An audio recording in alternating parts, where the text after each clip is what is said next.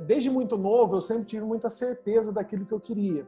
Só que por várias crenças familiares, pessoais, de momento, eu acabei me distanciando um pouco do meu objetivo, que sempre foi estar numa grande emissora de televisão, estar comunicando, estar falando, né? Fazer da comunicação minha profissão. Tentei ir para o serviço público, passei, cheguei a exercer minha formação como mercadólogo, fui muito bem dentro das possibilidades, mas eu não era feliz. Todas as vezes que eu me afastei do meu propósito, eu fui uma pessoa triste. Então, acho que tem muito a ver o que você pode fazer para transformar o teu dia a dia, mas que te aproxime daquilo que você quer fazer, daquilo que te dá prazer, daquilo que vai te motivar a motivar outras pessoas. E a gente volta no farol lá do começo. Se eu estou deixando de ser farol para incentivar outras pessoas, eu estou fazendo alguma coisa de muito errado. E eu acho que a gente está, principalmente nesses momentos de pandemia, reavaliando e ressignificando muitas das coisas. Fala galera, esse é o Propósito Cast, um espaço para trocar ideias sobre carreira e os desafios de quem quer mudar o seu mundo e o que está em volta dele.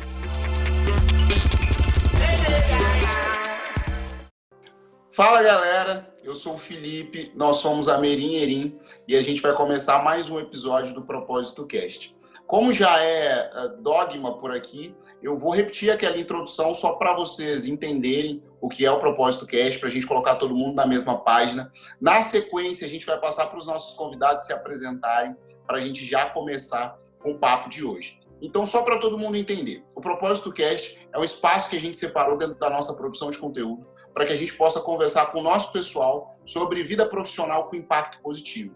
A gente não gosta muito desse termo, como a gente sempre repete, a gente não gosta muito de separar vida profissional e vida pessoal, mas a gente define assim o que é carreira, para que a gente possa entender que trabalho é também sobre propósito. Então a gente vai conversar muito com o Renan, com a Flávia e obviamente com o Tom hoje, sobre como é que eles fazem acontecer no dia a dia deles, na rotina deles, para que a gente possa conversar e aprender junto sobre tudo isso que a gente vem plantando ao longo desse caminho.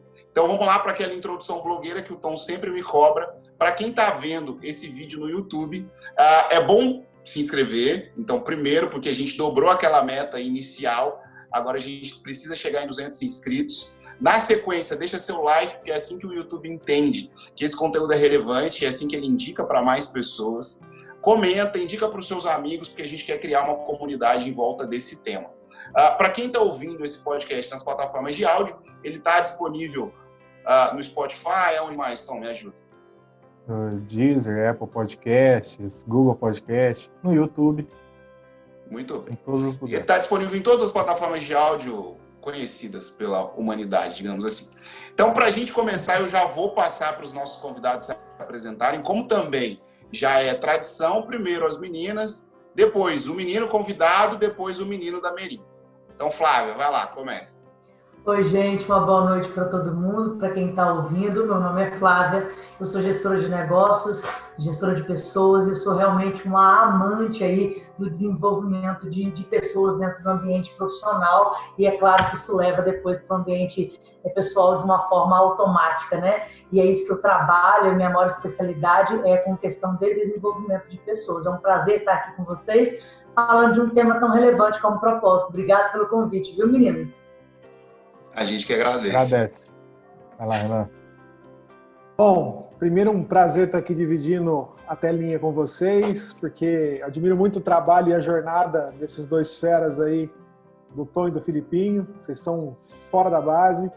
Eu sou comunicador, formado na parte de marketing, algumas graduações aí, pós-graduações na área de comunicação, mas para resumir a história, eu sou um conversador.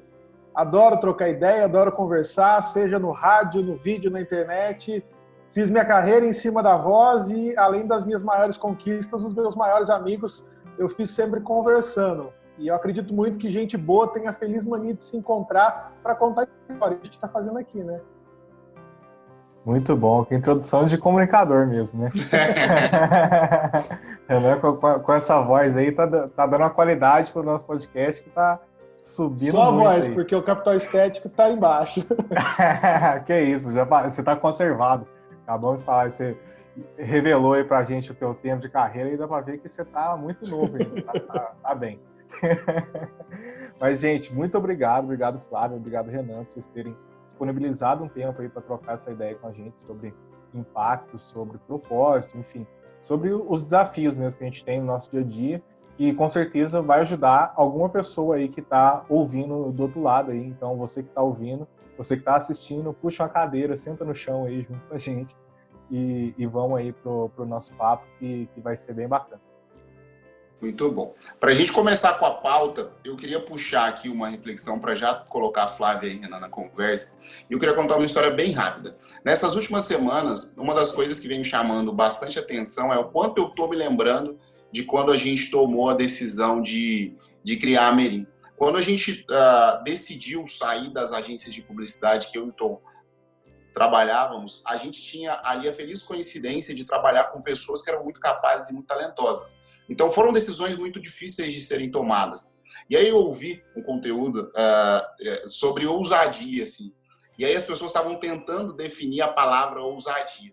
E a expressão que mais, para mim, né, pelo menos, que mais define bem ousadia nesses últimos dias dentro da minha cabeça é a seguinte: ousadia é a capacidade que a gente tem de focar no destino e esquecer...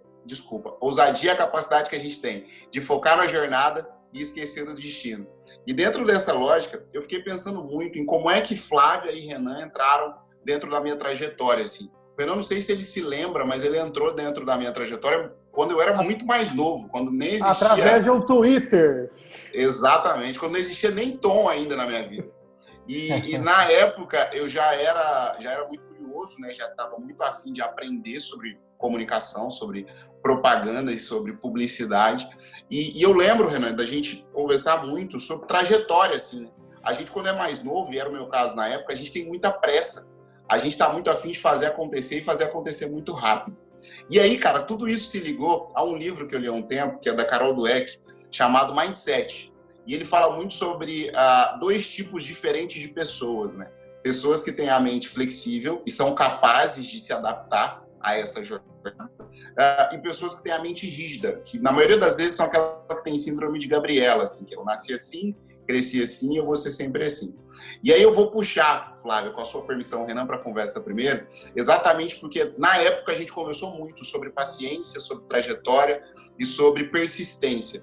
E eu queria saber de você, Renan, como é que você colocou no seu dia a dia esse tipo de situação? Como é que você tenta regar essa mente flexível que eu sei que você tem, mesmo a gente estando tão viciado em outras coisas, em outros hábitos, em outras ocasiões e situações?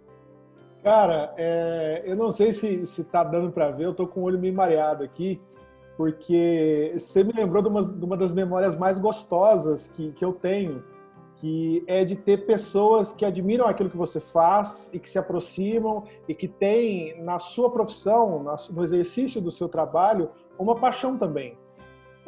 Na época que a gente se conheceu, você era um apaixonado por jornalismo esportivo, por rádio, por comunicação, eu setorista na Rádio Itatiaia, cobrindo Boa Esporte, e sem entender muito de futebol, foi aprendendo no processo. Mas essa questão da mente flexível, da gente explorar as nossas oportunidades, eu acredito muito que o que a gente manda para o universo é o que o universo vai nos devolver. E quando eu tinha lá meus 10, 12 anos de idade, eu já tinha muita clareza que eu queria ser comunicador, que eu queria falar no rádio, queria aparecer na televisão, queria apresentar grandes eventos, e eu tive a oportunidade de fazer isso desde muito cedo. Mas as pessoas nem sempre foram gentis comigo ao me mostrar suas realidades de trabalho. Era difícil pra caramba você chegar numa rádio, você entrar numa redação num jornal, entrar numa televisão, então, principalmente das top 4 no Brasil, você entrar numa emissora, na sede de uma Record, na sede de uma Globo, na sede de uma Band, mesmo os afiliados era muito difícil. E a primeira pessoa que me tratou bem foi na primeira rádio que eu trabalhei, que foi um dos meus primeiros líderes, né? O Júnior, que era meu coordenador, até hoje é coordenador artístico da primeira rádio que eu trabalhei, que foi a Rádio Interativa. E ele me mostrou ali, e ele me falou uma frase que eu carrego sempre com as pessoas, e eu tenho plena certeza que eu te falei ela em algum momento, que eu saí de lá deslumbrado, falei assim, cara, que legal, o que eu faço para te retribuir? Faça por outra pessoa aquilo que eu estou fazendo por você. Abra uma porta, mostre entusiasmo, seja um farol em meio à escuridão. Se a pessoa te viu como uma liderança, acolhe aquela pessoa, faz o teu melhor. porque um dia vocês podem ser colegas de trabalho. E foi o meu caso. Ele me apresentou a rádio, eu como um admirador, e eu fiz da rádio a minha trajetória, né? E todas as vezes que eu me afastei dessa paixão, tentando acelerar determinadas coisas, eu me frustrei. Aí eu acho que a grande sacada da mente flexível é você aproveitar isso como um elástico também, né? Bola propulsora para te jogar em acordo com aquilo que você acredita. Porque se você forçar para o outro lado, vai estourar e vai te machucar. E foi onde eu bati cabeça, né? E eu acho que é muito massa essa lembrança que você colocou aí da gente conversando, porque eu sempre fiz isso, desde a primeira rádio que eu me tornei locutor. As pessoas chegavam lá para conhecer, eu fazia questão, senta aqui na cadeira do locutor, olha como é que é a visão do apresentador. E na TV também, as pessoas vão passando para a gente, vem para cá do lado da frente do estúdio, vê como é. Que é para ter essa dinâmica, né? O destino, a jornada, nada mais é que a construção do teu sonho. E eu gosto de botar fogo para a pessoa sonhar. Cara, é muito louco isso, porque trocando essa ideia contigo, eu me lembro de duas coisas, na verdade 3 coisas. Eu sempre soube que eu ia trabalhar em uma rádio, e eu trabalhei em uma rádio. Sim. E eu sempre soube que eu ia morar em Belo Horizonte, e eu morei em Belo Horizonte. Então, tipo assim, tem um livro, e aí eu sempre conto isso pro Tom, parece romântico demais. Esse livro é meio viajado, mas em alguns momentos ele faz sentido na minha cabeça, que é aquele O Segredo, não sei se vocês já ouviram falar. Que ele fala que o universo é burro, né? Que quando você quer muito uma coisa, mas muito mesmo, assim, o universo ele vai abrindo caminhos para que você conquiste aquela coisa. E isso aconteceu não só... Né? Exato. Isso aconteceu não só essas 2 vezes comigo, mas eu sempre tive muita certeza também que eu falaria em público. E eu comecei a falar em público também muito cedo. E uma das pessoas que também me abriu a porta desde muito cedo para falar em público foi a Flávia. E aí, Flávia, eu lembrei de uma outra conversa que a gente teve. A Flávia, eu tive a oportunidade de atender ela na W Espanha. A gente, tipo assim, bateu o santo de primeira, na primeira conversa. E teve uma vez que a gente estava desenhando uns projetos para que os colaboradores da empresa dela pudessem se integrar um pouco melhor dentro da organização que ela representa. E aí, uma das conversas que a gente teve, ela disse para mim, falou, não, velho, eu não quero que outra pessoa fale com o meu time, eu quero que você fale. E ela bancou esse pedido para que a gente pudesse fazer esse trabalho junto. E foi uma das primeiras vezes que eu me senti à vontade diante de um grupo de pessoas. Assim, foi um trabalho muito bonito que a gente fez junto. E por que eu lembrei disso, Flávio? Porque eu aprendi sobre mente flexível muito com você, assim, a capacidade que você tem de se moldar, se adaptar e jogar com as coisas e com os desafios que se apresentam no seu dia a dia. Para pegar um pouquinho do seu aprendizado, assim, do que eu sei que você sabe fazer, um pouco menos de lado pessoal. O que você acha que as pessoas têm que fazer para deixar um pouquinho de lado a mente rígida, que é natural do ser humano, a gente gosta de zona de conforto, para sair um pouquinho desse espaço e explorar um pouquinho mais a capacidade que a gente tem de fazer coisa nova? Então, Felipe, mindset é mentalidade, né? Então, nada mais é do que uma forma de pensar, né? Uma condição de pensamento. Tanto com uma mente rígida quanto com uma mente flexível, nenhuma dessas 2 mentes buscam mudança e buscam alterações em seu cenário o tempo todo. O que acontece é que algumas pessoas têm muitas travas para as mudanças e outras têm realmente uma adaptação. A melhor palavra que se encaixa na mudança é adaptação, porque não é natural do ser humano buscar a mudança. Ficar ali, hoje eu quero mudar tudo. Não é natural. Normalmente, quando existe essa vontade de mudança, que não vem da adaptação, são coisas pequenas, são móveis, são roupas, são coisas supérfluas, vamos dizer assim. Agora, num contexto de ser humano, de profissão, de pessoas, as pessoas não buscam essa mudança de uma forma natural sem que aquilo bata a porta. Então, assim, para poder aumentar o nível de flexibilidade da mente de uma pessoa, o que é fazer é começar pelos pensamentos. Tudo aquilo que a gente pensa gera uma emoção. E só a partir dessa emoção é que a gente vai conseguir controlar a ação. Então, na verdade, são como se fossem 3 esferas, né? Começa com um pensamento, do pensamento gera uma emoção, e da emoção você é capaz de controlar ali o tipo de ação que você vai desenvolver, porque você não controla a emoção, mas controla o pensamento. Então, na verdade, o meio do caminho é que é o grande desafio, né? Os seus pensamentos você pode controlar e as suas ações você pode direcionar. O que você vai sentir a partir disso e com isso, você não pode. São coisas naturais suas, tem a ver com a sua história, tem a ver com dentro de você, né? Então, você tem que buscar controlar essas duas outras pontas. O primeiro passo que é o pensamento, para você conseguir controlar suas ações a partir das emoções. É muito interessante a gente pensar dessa forma, porque muitas pessoas não acreditam que você é o que você pensa. Eles acreditam que é uma filosofia, é traçar uma árvore, né? Tipo, viagem. Mas acontece que não é. A partir da forma como você pensa, você consegue gerir melhor as suas emoções, porque ações é uma gestão da emoção, né? Você gera aquilo que você, a forma como você se emociona, sentindo raiva, prazer, seja lá o que for. Muito legal.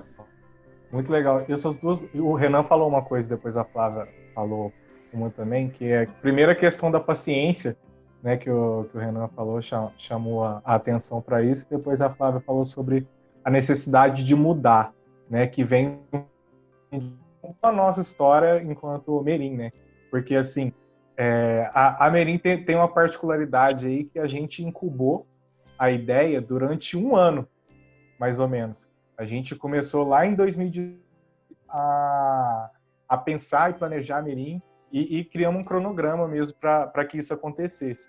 Só que antes até da Merim ser criada, né, como a iniciativa ela partiu de mim, é lógico que depois o Felipe ele veio com toda a capacidade dele para tornar isso num negócio mais palpável, mas ela começou a vir de uma inquietação de algum tempo já, assim, de meses ainda atrás. Então, assim, não foi uma mudança que eu decidi do nada, tipo assim, foda-se o que eu tô fazendo, eu quero empreender agora e vou pedir demissão e tal. Não, foi também um negócio que foi uma construção. Várias coisas foram acontecendo e foram me mostrando que estava a tomar um caminho diferente. E eu tentei outros caminhos e acabou não dando. Mas na hora que encontrou, né, aquilo que eu entendi, qual que poderia fazer, que é uma descoberta dos dias, mas em um momento, né, de um insight, ele começou a ficar mais claro a partir das referências que eu fui consumindo. Eu chamei o Felipe, a gente trocou uma ideia e tal, ele me apresentou, já aconteceu a história aqui algumas vezes, então ele me apresentou o movimento capitalismo consciente, a gente começou a se aprofundar e a gente criou um cronograma para que o nosso sonho, a nossa vontade, né, que acabou combinando com a vontade do Felipe, a minha e a dele, a gente criou um cronograma para poder cumprir. A gente tinha, tipo assim, quantos lugares que a gente tinha que ir, quantas palestras que a gente tinha que assistir, quais cursos a gente teria que fazer e o que a gente teria que ter em 6, em 9, em 12 meses para poder inaugurar, vamos dizer assim, a Merim em 2019, no começo de 2019. E aí agora para começar com a Flávia e depois pro Renan complementar também. Flávio, para você, assim, qual que é a importância de quando a gente tem uma vontade, uma inquietação, um projeto aí que está meio de escanteio por enquanto, qual que é a importância de colocar um cronograma para executar ele de maneira ordenada, porque talvez se a gente só sai, né, fazendo as coisas achando que tudo vai ser na base também da confiança, né, de acreditar, sem estruturar, sem ter um planejamento ali, pode dar errado. Então, qual que é a importância de ter realmente esse cronograma? Eu acho que você já até disse, a grande importância de você estruturar qualquer negócio que seja é a confiança. A confiança com que você vai entrar nesse negócio e fazer com que as coisas aconteçam. Hoje a gente vê que trabalhar, por exemplo, com planos de negócio, com determinadas estruturas, já não existe nem tempo para isso mais. Às vezes você não consegue fazer um puta de um planejamento bem estruturado de um negócio antes de abrir as portas ou antes de executar determinado projeto. Às vezes requer mais agilidade, a gente tem que estar mais ágil, né, em tudo que a gente está fazendo hoje, principalmente agora nesse cenário de pandemia. Só que sem um planejamento, você não sabe os caminhos que você vai percorrer e possivelmente também não sabe nem onde vai chegar. Então eu acredito que o planejamento qualquer coisa, seja um projeto, seja um negócio, seja algo menor ou maior, não interessa, um planejamento básico, ainda que rápido, é totalmente válido para triar realmente, para você saber onde você quer chegar, porque é aquele negócio, né? Se você não tem um propósito claro, se você não entende o porquê das coisas, se você não sabe os seus porquês, os seus motivos para agir, pode ser que você seja conduzido sem querer para qualquer lugar, porque você não tem as suas próprias metas, você não tem os seus próprios querer. Então, talvez você seja ali Zeca Pagodinho, deixando a vida levar, né? Eu acho que realmente o planejamento é de suma importância aí para qualquer coisa. Muito legal. Tem uma coisa também, Renan, você que é um cara que, assim, eu conheci, né, na época de eleição aí, 2016, aí já tem um tempinho, e ao longo desse tempo já vi você fazendo também várias outras coisas dentro da área da comunicação, né? Quando a gente estava criando a Merim, planejando, a gente percebeu que a gente teria que desenvolver também um monte de habilidade. Eu sei que você tem várias habilidades aí complementares na comunicação. Isso também partiu de um cronograma seu para desenvolvimento pessoal? Foi acontecendo? Para você também, qual que é a importância de ter esse cronograma para se desenvolver e realizar os projetos, seus sonhos e seus objetivos? Ô Tom, tem um cara que eu admiro muito, principalmente pelo legado, nem tanto pela pessoa, mas ao final da vida ele foi se tornando uma pessoa mais bacana, que é o Steve Jobs. Ele tem uma palestra icônica que ele fez para uma turma de graduandos, se eu não me engano, foi para Stanford, que ele fala sobre conectar os pontos. Em algum momento da sua vida, todas as experiências elas vão fazer algum tipo de sentido para aquilo que você precisa. Eu acho que tudo que você pode agregar de conhecimento é sempre bom, mas o conhecimento que você não consegue colocá-lo em prática, ele se torna obesidade mental. E também para a sua vida, você começa a carregar uma bagagem que não te serve para nada. E a partir do momento que você tem um cronograma traçado, tipo, eu sei qual que é o meu objetivo, eu sei aonde eu quero chegar, mas o que eu preciso fazer para chegar lá, você está transformando os teus pensamentos em ações, mesmo que sejam ações só de colocar no papel. O caminho da mente para o papel ele é tão poderoso porque você começa a visualizar, primeiro, embute as crenças que aquilo é possível. Segundo, você começa a fazer o teu mapa de como que a sua caminhada vai acontecer. E terceiro, você consegue construir resultados em cima daquilo e é muito bom você ver o quanto você está avançando, o quão distante você está do primeiro ponto e o quão próximo você está do segundo ponto, para você também passar a cultivar a gratidão por aquilo que você está se tornando. E o lance do ser multitarefa, a gente passou aí por uma evolução de gerações que eu acho que é muito massa a gente analisar. A geração dos meus pais, por exemplo, queria que você fosse ultra especializado. A minha geração ainda defende um pouco dessa ultra especialização. Você tem que ser muito bom em alguma coisa. E a geração de vocês, Felipe, Tom, é da pluralidade e também da impaciência. Eu acho que a próxima, ela está vindo com crenças muito mais lapidadas no quesito de qualidade de vida. Então, a pressa, ela vai vir um pouco mais fora do nosso discurso e a consciência de que as nossas atitudes são baseadas naquilo que a gente acredita e que as coisas que a gente faz hoje vão transformar o mundo para melhor, eu acho que isso tudo caminha muito próximo do que é a realidade da Merim, né? De fazer coisas com consciência. Você planejar é você ter consciência que as suas ideias vão se reverter em projetos concretos. Mas se você não colocar isso tudo no papel, não ligar os pontos, experiência é um carro com os faróis apontados para trás, mas ele te ajuda muito a ir para frente. Muito massa. Eu acho bacana, Tom, com essa pegada, eu vi até um material do Murilo Gun, que eu gosto bastante dele, e ele estava até falando um pouco um tempo atrás a respeito de planejamento, o quanto que a gente está migrando, inclusive na cultura do planejamento, para uma versão muito mais simples, né? Porque a genialidade está nessa simplicidade de fazer as coisas de uma forma que eu entendo, que você entende, que a gente aplique, né? Que é o que o Renan falou, é a prática, né, vinculada ali às teorias, que a gente consiga realmente promover a ação. E é interessante porque antigamente, eu não sei se vocês já montaram alguma vez um plano de negócios, para quem está na área de administração, era um relatório super complexo, que você começava item a item, e possivelmente você não finalizava um plano de negócio para poder abrir alguma coisa. Isso eu te falo, sem nem colocar a mão na massa para fazer alguma coisa, nem abrir um CNPJ, só fazer o plano de negócio. Fala aí, Renan, não era uma média de uns 4 meses que você desenvolveu um plano de negócio? Era chato o tal do plano de negócio, que você fala, não, se ser empreendedor é chato assim, eu não quero ser empreendedor, eu quero ficar a vida inteira na minha zona de conforto, recebendo meu pingadinho todo mês. E eu acho muito massa você colocar o Murilo, porque ele é um dos caras que defende essa nossa idade complexa, né, de tirar as amarras do que é difícil e tornar as coisas muito mais simples.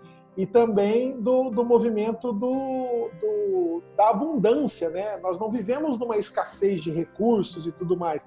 A gente tem sim algumas coisas que são limitadas, como o tempo, mas a criatividade para dar jeito nas coisas ela é um fator ilimitado. E quanto mais a gente exercita, mais a gente tem essa criatividade, que é fundamental para a gente conseguir resolver problemas e é fundamental para a gente cultivar essa nossa mente flexível, né? Essa mente que ela abraça o novo e não fica medo, porque a constância, como mesmo o Murilo Gun prega no curso dele, a única certeza é a incerteza. A única coisa que nós temos tranquilidade é que nada vai ser hoje como pode ser amanhã, né? Tudo vai mudar. E é interessante porque tanto a geração quanto do Felipe quanto do Tom, né, que eles têm a mesma faixa etária, são de pessoas que estão trazendo uma nova forma de fazer as coisas. Eles não estão deixando de planejar. Eles não viraram uma geração de pessoas que fazem as coisas de qualquer jeito. Pelo contrário, eles inovaram, encontraram uma forma nova de fazer as coisas, que a nossa geração era muito burocrática, travada, fazia as coisas muito teóricas e às vezes esquecia de colocar isso tudo para fora. E vocês estão aí numa geração incrível, que consegue trazer a teoria, consegue colocar isso no papel e fazer as coisas de fato acontecerem. Então, é uma geração que está promovendo história aí. E a geração que tem a facilidade de ter muitas ferramentas à mão e está utilizando essa facilidade de conseguir conhecimento para produzir benefícios para a sociedade. E você vê que mesmo empresas mais antigas, pensamentos mais rígidos, estão se tornando flexíveis quando encontram um discurso da Merim, né? Isso é fantástico. Mudança de pensamento, mindset. Ganhamos uma propaganda aqui bem legal, né, Felipe, agora. Pois é, eu tô aqui só nisso. Muito bem, parabéns. É isso aí, isso aí. Escolhi direitinho meus merchandetes, né? Desde o último podcast eu tô no exercício aqui, que é de puxar as últimas falas com a nossa propaganda real que a gente sempre faz aqui da nossa newsletter. Então, tanto o Renan quanto a Flávia falaram dessa questão de novidade, né, de novas formas de se fazerem, porque a gente, até a nossa geração ainda está muito presa a referências que já estão gastas, assim. Então, tipo, aquela frase clichê, não dá para você ter resultado diferente fazendo a mesma coisa. Então, ou consumindo as mesmas coisas que todo mundo consome. Então, a gente acredita de verdade que só referências diferentes fazem profissionais diferentes. E a gente tem uma ajuda para você que está ouvindo agora o nosso podcast, que é a nossa curadoria semanal de conteúdo, a nossa newsletter 4 Inspirações, que toda semana a gente envia 4 conteúdos que ajudam a gente na Merim, a nossa equipe toda, a se desenvolver no dia a dia e conseguir ter essa diferenciação assim que foi destacada aí muito bem pelo Renan e pela Flávia. A gente faz isso aí já desde janeiro, então passamos de 100 referências já que enviamos. E aí a gente fez até um compilado de referências aí, as 92 das primeiras 100 referências que a gente enviou. Você pode baixar num e-book, você vai baixar lá esse e-book, vai estar no link aqui na descrição para você ir lá e baixar, e automaticamente você já entra para a nossa lista para receber as próximas. Então, se você está afim de mudar um pouco as referências, conseguir realmente ter um dos passos, né, para conseguir se destacar aí e fazer e criar um plano, né, para ganhar bem, fazendo o que ama, que é isso que a gente está fazendo aqui. Então, eu convido você a baixar esse e-book com essas primeiras 92 referências, então tem referência aí para 3 meses no mínimo para você consumir, e ainda continuar recebendo toda semana 4 referências. É isso, o merchan tá feito. Obrigado. Aproveite a quarentena, se você puder ficar em casa com os conteúdos da Merim, você ficará mais produtivo. Já vamos encaixar isso aí no nosso merchan toda vez agora. Muito obrigado. Vamos lá. Para continuar a nossa conversa, tem um livro que eu li há uns meses atrás que me impactou muito por conta de alguns aprendizados que ele trouxe. Assim. É um livro de um autor que eu esqueci o nome, ele deve estar aqui em algum lugar, que é A Lógica do Cisne Negro. Esse autor escreveu também O Antifrágil, que é um livro genial também. Mas A Lógica do Cisne Negro traz alguns aprendizados e um deles assim, me impactou bastante. Nicolas Taleb. Primeiro, a gente... Como é que ele chama? Nicolas Taleb. Boa, Nicolas Taleb. Escreveu A Lógica do Cisne Negro e O Antifrágil, que são 2 ótimos livros. O Taleb, ele traz alguns aprendizados, como eu estava dizendo, na Lógica do Cisne Negro, e o primeiro que me impactou muito é o seguinte: a gente não sabe de absolutamente nada. Por mais que a gente tenha a pretensão de conhecer alguma coisa, a gente não sabe de muita coisa, assim. E na maioria das vezes, o que acontece com o ser humano é o lance da arrogância mesmo. A gente quer prever as coisas, a gente gosta de previsibilidade, só que a gente só consegue analisar as coisas se a gente for fazer essa análise de uma forma retrospectiva. Então agora, por exemplo, com o que está acontecendo na pandemia, tem um monte de profeta do acontecido, assim, né? Tem um monte de gente achando que sabe alguma coisa de uma situação que a gente nunca passou na história da humanidade. Então essa é uma das grandes referências que a gente tem no momento, mas por que eu estou trazendo essa reflexão para a nossa conversa? Porque por mais que a gente seja viciado na previsibilidade, o Renan trouxe muito essa reflexão junto com a Flávia, a única verdade que existe é a inconstância. A única verdade que existe é a falta de tranquilidade, é a certeza da mudança. E dentro dessa lógica, eu queria agora começar pela Flávia.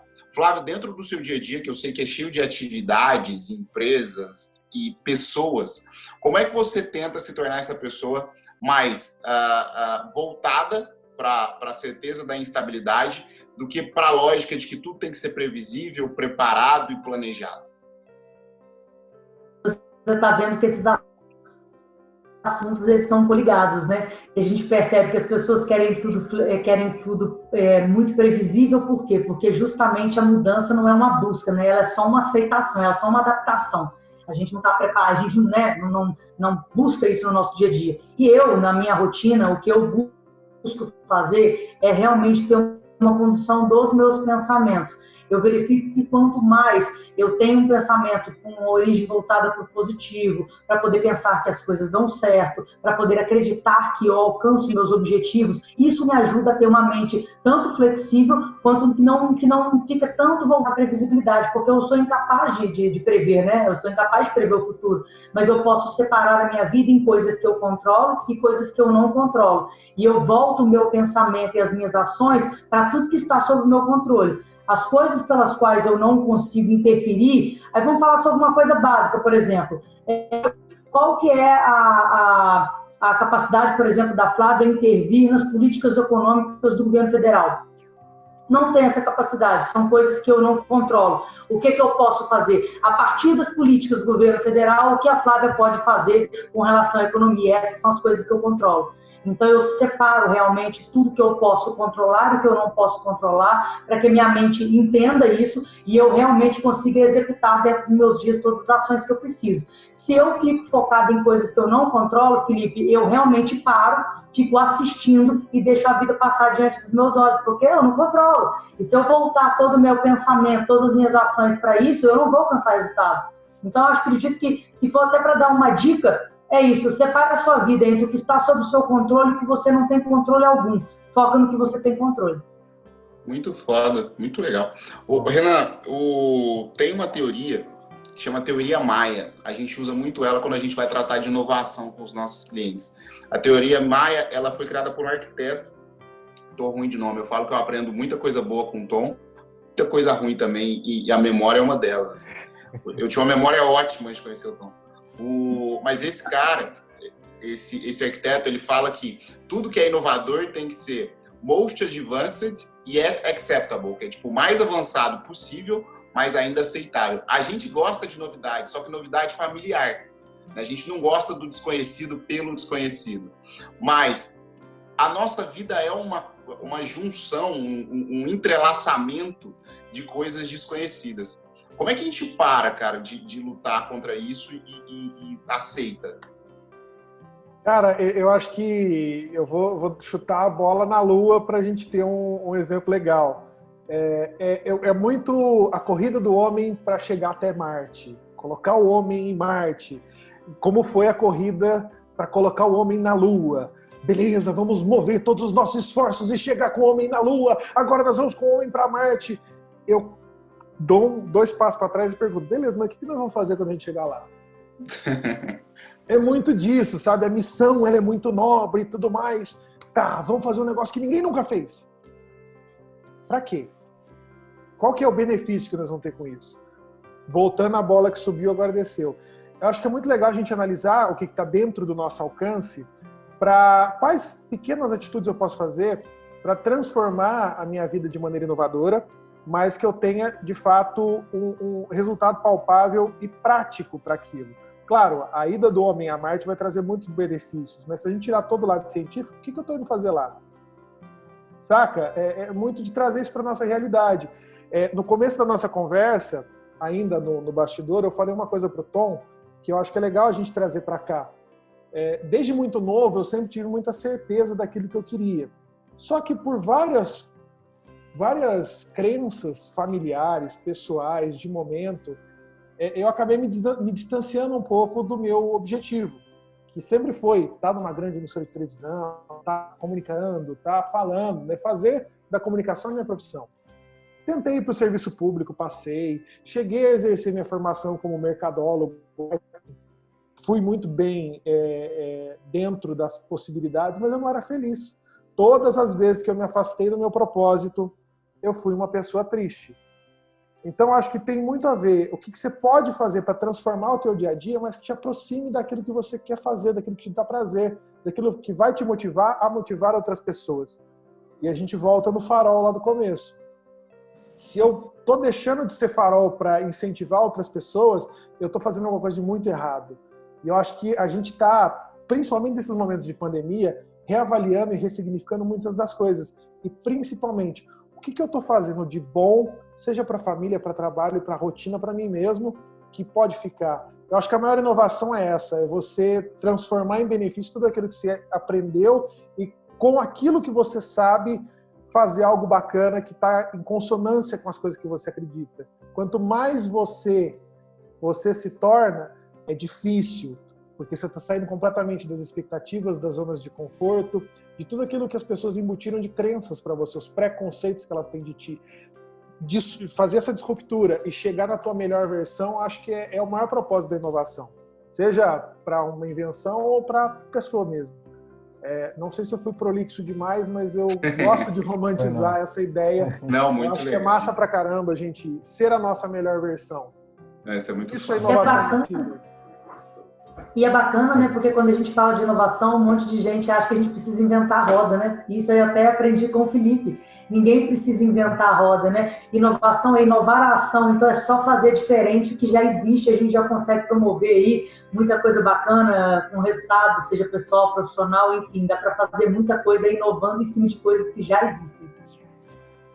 Muito legal. Tem uma coisa que o Renan falou aí, que é essa questão que ele falou no começo e reforçou agora, que é de ser esse farol, né? De ser esse ponto que ilumina e que tem condição de trazer realmente, ampliar esse horizonte de outras pessoas, né? E a gente, né, na Merim, desde o comecinho, assim, o que a gente quis, né, muito por conta de ter saído procurando algo relevante para ser feito, era realmente conseguir ser esse ponto aí de iluminação, mesmo que seja aí uma lanterna aí, a pilha, por enquanto, porque a gente é pequenininho ainda, então a gente tentava iluminar não como um farol ainda, mas como um ponto de luz tentando causar impacto positivo na vida das pessoas. Mas você está tirando alguém da escuridão, Tom, isso que é o mágico, isso que é massa. É isso mesmo. E como que a gente fez, né, para, entre aspas, aí, tirar alguém da escuridão? A gente, desde o começo, teve, por acreditarem, por defender o movimento do capitalismo consciente, a gente entendia que não ia adiantar nada a gente chegar nas empresas, falar para essas empresas que era importante ter uma iniciativa privada responsável, que era legal ter impacto se a gente não fizesse nada. Então, só que a gente tinha um problema aí, né, que era de ser pequenininho, né?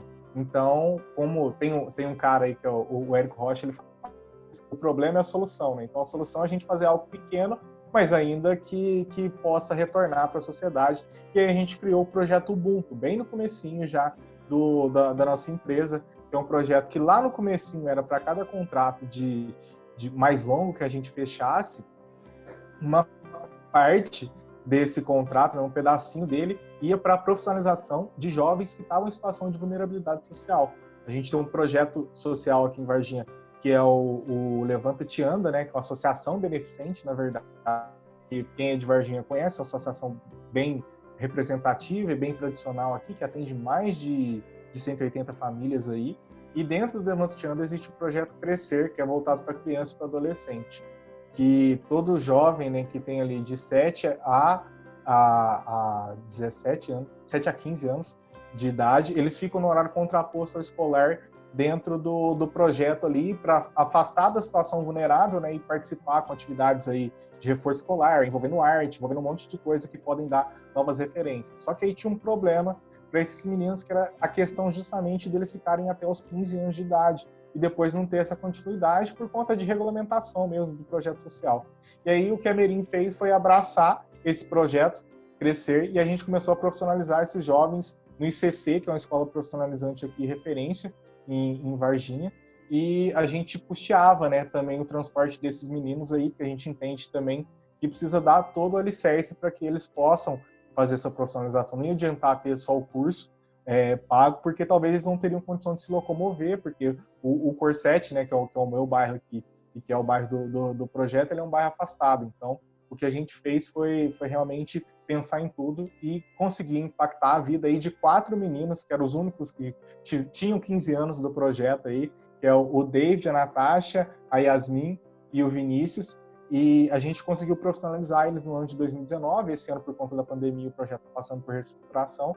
A gente conseguiu fazer esse pouquinho aí. Então, a gente foi walk the talk, né, que a gente fala, a gente falou e fez desde o começo. E agora, para perguntar para vocês, primeiro para a Flávia também, que é uma empresária, e o Renan, que está lidando com empresários e empresas o tempo todo também, para vocês aí, qual que é o papel das pessoas que lideram as empresas e das empresas para curar esses problemas sociais? Porque a gente, no nosso caso, a gente acredita que a educação ela pode transformar o mundo, e aí por isso que a gente criou o nosso projeto Ubuntu. Para você, Flávia, como que você vê essa relação entre impacto positivo na sociedade pelas empresas e a importância dos líderes, né, do negócio levantarem essa bandeira de curar as dores aí sociais, sejam elas quais forem, porque infelizmente a gente tem bastante aí. Eu acredito que, na verdade, se não for através realmente de cima para baixo dos líderes para todo o escopo ali da organização, não vai haver mudanças. Realmente a gente tem que começar por aqueles que influenciam outras pessoas, que no caso seriam realmente as lideranças, certo? Dentro de uma empresa, a gente ajuda direta e indiretamente muitas pessoas, porque são famílias ali vinculadas, né? Tanto aquela pessoa que trabalha com você, você tem a oportunidade ali de contribuir com a família vinculada àquela pessoa. Só que no contexto social por inteiro, quando a gente pensa, a gente está ali, por exemplo, a nossa empresa é uma distribuidora, né? Trabalha no ramo de comércio, e a gente consegue não ter um impacto social, claro que não só através do imposto, porque a gente, apesar de a gente pagar honestamente por acreditar que ele vai ter um direcionamento digno, nós, como empresa privada, conseguimos sim promover benefícios na sociedade, sempre através de campanhas, só que isso, na verdade, só acontece de fato se a empresa tiver um olhar voltado para a gente, voltado para pessoas, para seres humanos, porque senão ela se fecha por completo e ela acaba entendendo que aquela organização tem um fim em si mesma. Quando as pessoas acreditam nisso, que a organização começa e termina em si mesma, aí ela realmente se fecha, ela não tem esse olhar social, não só para o funcionário, como para fora. Porque normalmente eu pelo menos, estou falando até por mim, eu vejo que empresas que se preocupam com pessoas, a começar por quem está dentro dela, porque eu acho também muito hipócrita, empresas que tratam os colaboradores de uma forma que não é honesta, que não é bacana, que não é não só com relação à transparência, quanto cuidados, e pega recursos da instituição e coloca fora. Eu acho que é igual aquela pessoa que briga dentro de casa de porrada e é a melhor pessoa do mundo na rua. Então, eu acredito que a gente tem que fazer um movimento realmente de dentro para fora dessa instituição para poder alcançar a sociedade como um todo. Porque já tratando de uma forma digna, honesta, não só com remuneração, como desenvolvimento de um colaborador, a gente está cuidando daquela família indiretamente e também está se abrindo um espaço ali para a gente cuidar do meio social de uma forma mais completa. Igual você falou, através incentivo de estudos técnicos. Inclusive, eu não sei como que vocês pensam a respeito do que eu vou falar agora, mas a Binário, por exemplo, que é a minha empresa, ela ajuda muito pessoas que estão no primeiro emprego. Coisas que outras instituições são fechadas, pegam apenas pessoas com experiência já no mercado. A gente pega muito pessoa com primeiro emprego e forma aquele profissional. Para nós, lá dentro da instituição, é uma forma de ajudar a formação de pessoas, a formação de profissionais, inclusive um auxílio social, porque a gente verifica muitos adolescentes que se perdem em drogas, em tudo quanto há que tem aí oferecido abundância, vamos dizer assim, na sociedade que está um pouco perdida, esses jovens que estão sem trabalho, que estão sem direcionamento, que estudaram e não sabem para onde vão, eles precisam de uma ajuda, eles precisam de um direcionamento, precisam de alguma coisa. Uma das formas que as empresas têm de fazer para poder ajudar é abrindo as portas para o primeiro emprego, formando profissionais, ajudando essas pessoas a entrarem realmente no mercado de trabalho. Legal. Tem uma coisa que você falou aí sobre essa questão da empresa que é voltada para si mesmo, né, que é voltada para si mesma, só para o lucro, é uma coisa que o Renan falou também, dando exemplo do Murilo Gun, que é a questão da abundância, né, e que o contrário, que é quem trabalha para a escassez, né.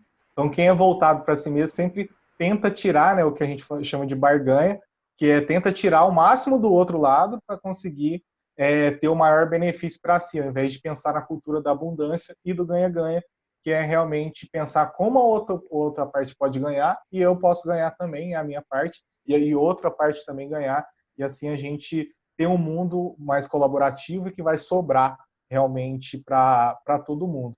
E aí, Renan, você no seu papel aí, entendendo aí, lidando com, dentro de uma grande instituição, né, que você trabalha e também tendo contato com várias outras, como que você vê esse papel das pessoas aí que precisam tomar a frente dessa iniciativa de realmente puxar a fila para o impacto positivo das empresas, né? Como no caso da Flávia, que ela falou que realmente é difícil. Existem até várias brincadeiras que a gente vê na internet, tipo, de precisa o contrato estagiário para trabalhar na empresa ele precisa ter 3 anos de experiência, inglês fluente, espanhol desejável e pacote Adobe completo, ele vai trabalhar de entregador de alguma coisa. Tipo, não tem nada a ver e aí ele acaba precisando disso tudo. Como que você vê, assim, no papel, né, dentro da sua perspectiva aí, a importância das empresas nesse desenvolvimento da sociedade aí, com as famílias, nesse cuidado com as famílias, com todos os stakeholders envolvidos, e o papel dos líderes dos negócios nisso tudo? Tom, eu acho legal falar do ponto de vista do veículo, porque enquanto Rede Mais, eu vivencio muitos projetos que a emissora faz em várias searas, desde ela mesma, em produzir benefício pela marca, pela empresa, dentro dos quase 250 municípios que a emissora está inserida, das quase 6 milhões de pessoas que estão dentro dessa área de cobertura, é muita gente impactada. Seja por uma campanha de vídeo que a gente lança, falando para as pessoas ficarem em casa em época de pandemia, se puderem, ou se não tiverem como passar essa orientação, vai muito da responsabilidade social. Enquanto produto, a gente também precisa, às vezes, oferecer uma situação onde as empresas elas vão investir o seu dinheiro numa divulgação social e responsável, que a emissora propõe fazer um benefício e a marca se associa àquilo, olhando do ponto de vista publicitário. Nas relações humanas, empresa, funcionário, empresa, sociedade, eu acho que sempre que a gente coisifica, transforma em coisa aquela relação, a gente perde. Porque dentro da Rede Mais a gente tem muita ciência disso. Isso é transparecido pelos nossos líderes diretores, que os nossos principais ativos, e eu acho isso muito legal, são as pessoas. Você entender que você pode ter o melhor computador, as melhores câmeras, os melhores softwares, mas se você não tiver a pessoa que domina com humanização aquilo, os teus resultados não vão ser atingidos. E é função dos líderes, sim, fomentar os processos de socialização dentro da empresa, é função desses líderes, sim, tentar produzir benefício para que esses funcionários se tornem mais qualificados, e é função dos líderes entender que a empresa está dentro de um ecossistema, ela está embutida dentro de uma cidade, de uma micro-região, de um estado, de um país, e o que ela puder fazer para ser protagonista no movimento de transformação, ela deve fazer. No Brasil, a gente tem muito o mau hábito da zona de conforto de terceirizar a nossa responsabilidade, seja num governo, seja num Senado, seja num juiz, seja numa decisão que é extra-pessoa. A gente precisa, claro, aproveitar desses movimentos de liderança para olhar mais para nós mesmos e ver, como eu posso ser protagonista do mundo que eu quero ver? Como eu posso ser protagonista do mundo que eu quero deixar para os meus filhos, para os meus netos? E as empresas e os líderes, eles têm que ter essa vocação de trazer a responsabilidade. Opa, a rédea está na minha mão, né? Para onde eu virar a carroça é onde a gente vai, ou para o buraco ou para o Dourado. Você sabe que eu vou pegar aí, Tom, desculpa, para complementar o que vocês disseram, por conta do seguinte, essa semana que a gente está gravando esse conteúdo, me convidaram para fazer uma entrevista num veículo concorrente do Renan, então obviamente eu não vou falar o nome desse veículo, mas começa com G. Entendi. É Garibaldo TV. Tô brincando. Mas quando a gente tava conversando quando eu estava conversando com o pessoal do G1 sobre um monte de coisa, eles me perguntaram algumas coisas que me provocaram bastante, assim, sabe aquelas perguntas bem clichês, assim, sobre racismo, sobre preconceito, sobre, enfim, esses temas dentro do empreendedorismo. Levantei uma bola, que é a seguinte: esses dias eu estava vendo a comparação do PIB dos Estados Unidos pela quantidade de doação que eles fazem, o PIB do Brasil e a quantidade de doação que a gente faz no país. A discrepância é muito grande mesmo. Enquanto os Estados Unidos doam grande parte do que as pessoas têm ali de geração de riqueza, o Brasil doa muito pouco, proporcionalmente falando. Só que a gente, quando vai comparar esse tipo de situação, a gente corre um risco muito grande de cair no lance da caridade. Assim. Isso que a gente fez no projeto Ubuntu no ano passado, e obviamente vai continuar fazendo a partir do momento que a gente tiver um ambiente mais seguro no nosso país com relação à pandemia, isso não é caridade. A gente vive num país que trata a desigualdade como um grande... A gente fala essa palavra desigualdade porque, além dela ser real, ela é uma constatação da idiotice em que a gente está se metendo. Porque desigualdade não é sobre, tipo assim, todo mundo ser igual, todo mundo ter tudo, não é sobre isso. A desigualdade, principalmente no país que a gente vive, é sobre geração de riqueza que está escondida. A gente poderia ter gente muito melhor e gente muito mais rica, seja em inteligência, seja em dinheiro, seja no que for, se a gente estivesse disposto a incluir pessoas. Porque não tem como a gente criar nada diferente se a gente tiver numa sala onde todo mundo é igual. Eu estou vendo um monte de lives sendo feita, principalmente aqui na região onde a gente está, onde a gente vê 4 pessoas, são 4 homens brancos, 4 homens héteros e 4 homens da mesma faixa etária, 4 homens da mesma classe social. Como é que sai uma coisa nova dentro de uma conversa dessa? É impossível, não tem como. Então, assim, quando a gente foi conversar sobre isso com o pessoal do G1, a conversa foi exatamente sobre essa situação. Essa discussão que a gente trouxe no final desse podcast é para a gente se provocar e entender o seguinte: não é sobre caridade, é sobre inteligência. É sobre a gente incluir pessoas que têm a capacidade e a potência tecnológica para construir muita coisa, e a gente está escondendo essas pessoas. E aí a gente vive num país onde 5 famílias têm 50% da renda ou concentram a mesma riqueza que 100 milhões de brasileiros. Olha que maluquice. Se isso é tipo assim, se isso não revolta a gente, tem alguma coisa muito errada. Assim, tem alguma coisa muito errada se um dado como esse não te revolta. E eu acho que é sobre isso, né, Tu? Isso. E tem uma coisa também que a gente não pode deixar de falar, sempre que a gente toca nesse assunto, parece que é um papo, tipo, idealista, que é um negócio que, tipo, não tem a ver com negócio, mas está comprovado, não que, tipo, a maioria das pessoas, a gente está tendo essa prova, né, não é que a maioria das pessoas esteja atenta a dados científicos e a própria ciência em si, mas está comprovado por meio de ciência que negócios que causam impacto positivo na sociedade, elas têm uma rentabilidade de 2 a 4 vezes maior. Então, uma empresa que pratica o capitalismo consciente, uma empresa que tem essa responsabilidade social mais clara e percebida pelas outras pessoas, ela acaba se destacando. A gente está vendo vários exemplos agora durante esse momento difícil que a gente está vivendo, mas isso já era comprovado aí desde muito tempo atrás. Não começou agora, também não descobriram agora. Então, a gente tem que se apegar nessa questão de que faz bem para o mundo, sim, mas faz bem para a pessoa que está envolvida também, porque não é errado ser rentável, não é errado o negócio ser rentável.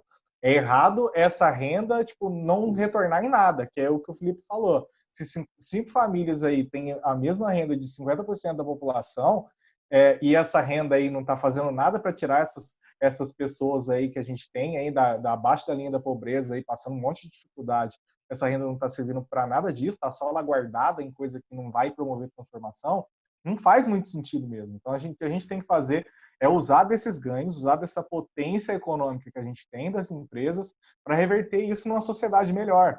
E, tipo, não é um negócio utópico, não é um negócio idealista. Tá? É matemático e que faz sentido, pelo menos muito para a gente, assim, na Merim, de que é um caminho que vai tirar a gente desse buraco que a gente está hoje. Então, é sobre isso. Esse podcast ficou bem incisivo no final, Renan ainda quer falar, mas é sobre isso.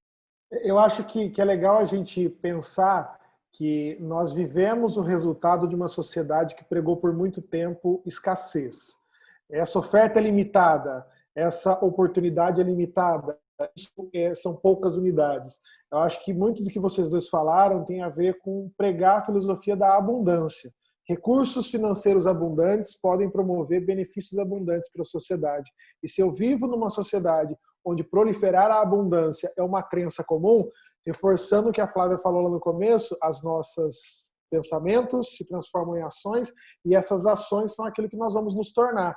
Então, eu acho faz muito mais sentido o discurso de que a gente pode pregar a abundância, a escassez, do que ficar nesse buraco e achar, poxa, a gente não está normal. Está normal?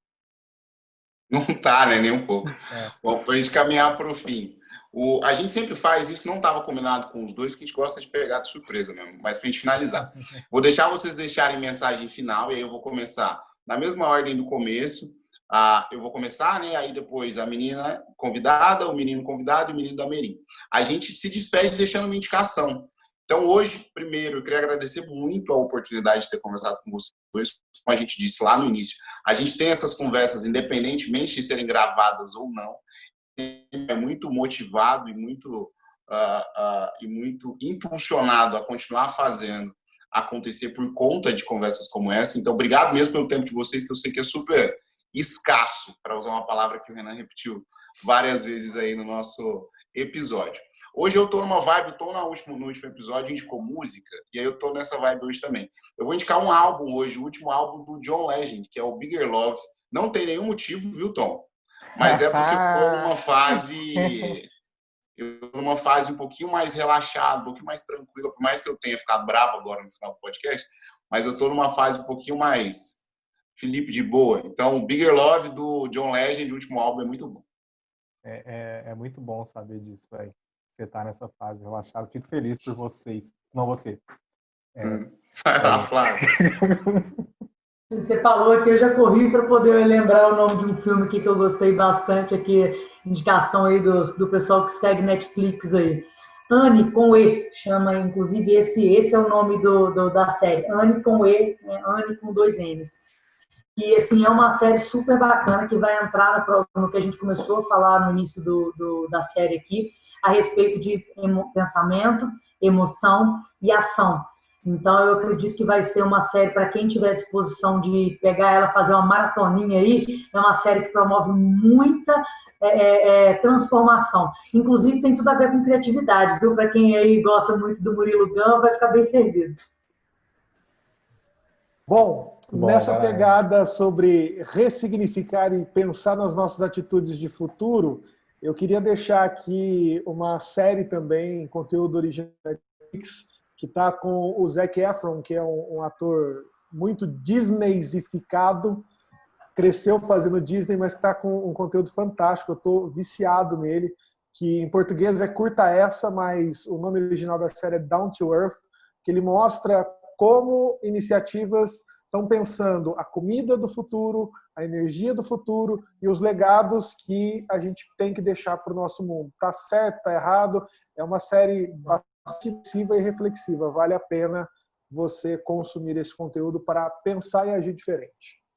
Uau. Muito bom, muito bom. Vou seguir nessa linha de Netflix aí. Vou mandar depois desse episódio para a Netflix, né, para ter aí uma remuneração sobre isso, porque três pessoas indicando conteúdo da Netflix, a gente precisa realmente aí de uma remuneração. Então, patrocina nós aí, Netflix, por favor. Deu certo para o Silvio Santos. Quem pode dar certo pra gente, quem sabe, né? Basta acreditar primeiro. O universo é burro, já diria o Felipe. A gente precisa acreditar. Direciona o pensamento que vai. Exatamente. Mas a minha indicação é uma indicação que eu ainda não assisti, é essa temporada, mas saiu agora, recentemente, a 3ª temporada de 3%, que é uma série de ficção. Eita, galera! Peraí. Nossa Senhora, caiu minha luz. É a 4ª temporada, Tom. É a 4ª temporada. Que bom que caiu. Eu assisti a série. Aí, deixa eu voltar aqui. Vamos lá. A minha indicação é eu ainda não assisti, né? Mas saiu a nova temporada, a 4ª temporada. O Renan aqui muito bem me lembrou, de 3%, que é uma série de ficção aí brasileira, que é muito boa, uma série futurista aí, que mostra sobre, enfim, uma coisa que está ligada também com o que o Felipe falou, que é uma alusão aos 3%, né, da população mais rica do Brasil e que tem direitos aí que não são compartilhados com todos. Eles criam uma narrativa em cima disso aí, de uma perspectiva futurista. É bem legal, é muito massa. Então, assim, é uma das melhores produções brasileiras que tem na Netflix, depois de Sintonia, que para mim é a melhor e vai ser sempre a melhor. Acho que não dá para... Tom, deixa eu só fazer só uma anedota bem rapidinho, que você vai finalizar aí na sequência. Juro que é bem rápido. Quando a gente fala anedota, de 3%... 1950 agora. Não, muito rápido. Quando a gente fala de 3%, 1% da população que concentra a mesma renda de 100 milhões de brasileiros, gente, não é quem tem Jeep Renegade, não, tá? É quem tem lancha, jatinho, avião, tá? Só para deixar esse complemento. E igual o Whindersson nos falou, não é um avião que é o Celta também, que é o dele, que ele falou. Não, tem um avião que é o Celta, né? Não é... É o Celta dos aviões. A Marcela odeia a minha namorada odeia quando eu faço piada com o Celta, porque ela tem um Celta. Mas é realmente, tipo assim, pensa nesses 3% como uma pessoa que ela pode parar de trabalhar hoje e os tataranetos deles não vão precisar trabalhar. Provavelmente ninguém que está ouvindo esse podcast conhece alguém assim. Exatamente. Então pensa nisso. Não estamos falando aí de quem tem Jeep Renegade, como o Felipe falou, ou tem uma Hilux também, que é bem comum. E, enfim, vamos seguindo aí. Mas a minha indicação é essa, 3%. E eu gostaria de agradecer quem ficou aqui até o final, ouvindo a gente aí nesse tempo. Então, você provavelmente gostou, né? Porque está aqui até agora acompanhando a gente. Então, indica para alguém aí. Mostra que o Felipe ficou bravo aí no final. Fala assim, não vai acreditar que o Felipe falou nesse podcast. Dá um clickbait aí para as pessoas. O Felipe criou outra personalidade aqui dentro desse podcast, então indique aí para mais pessoas. Obrigado, Flávio, obrigado, Renan, por vocês terem compartilhado esse tempo, compartilhado as ideias aí com a gente. Tenho certeza que pelo menos uma pessoa aí se sentiu tocada com esse conteúdo, que foi bem bacana, mas é isso. Muito obrigado, esse foi mais um Propósito Cast e até o próximo episódio. Obrigada, gente. O Propósito Cast é um conteúdo da Merim Erim com direção e roteiro de Felipe Barbosa e Tom de Paula, edição de Luiz Gustavo Ferreira e trilhas de Jonas e Jess Gallagher.